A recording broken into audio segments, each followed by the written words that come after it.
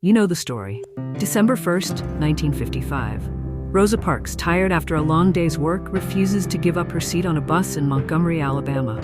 Her arrest sparks a 381-day bus boycott and lights the fuse for the entire civil rights movement. But what if I told you that story isn't the whole story? 9 months before Rosa Parks, there was another woman. She was 15 years old, a teenager with textbooks on her lap and a fire in her heart. Her name was Claudette Colvin. And on March 2nd, 1955, Claudette was riding the bus home from school. When the driver ordered her to give up her seat for a white woman, she refused. She didn't just say she was tired. She said it was her constitutional right. She was dragged off the bus by 2 police officers, kicking and screaming that her rights were being violated. They manhandled her, handcuffed her, and took her to jail. So why don't we know her name?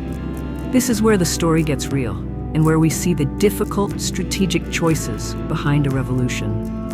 The local NAACP, led by legends like E.D. Nixon and a young lawyer named Fred Gray, saw potential in Claudette's case. They bailed her out and initially thought she could be the perfect symbol to challenge segregation in court. But then, reality set in. Claudette was 15, she was from a poor family, and soon after her arrest, she became pregnant by an older man. The leaders of the movement made a calculated and heartbreaking decision.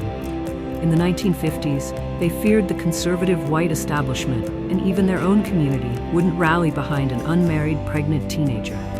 They needed a plaintiff whose image was, in their words, unassailable. They needed someone like Rosa Parks, a respected married adult seamstress. Claudette's sacrifice wasn't in vain. It was a dress rehearsal. Her lawyer, Fred Gray, used the blueprint from her case to defend Rosa Parks.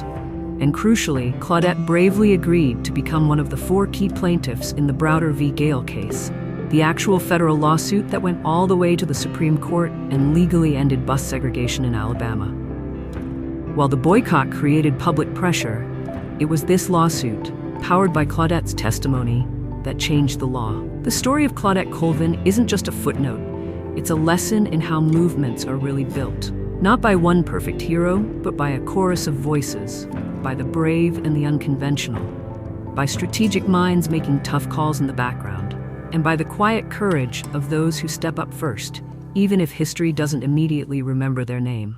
She was the spark, the test case, the mother of a movement. What other hidden figures of history should we cover? Let me know in the comments below, and if you learned something new, hit that like button and subscribe for more stories lost to history.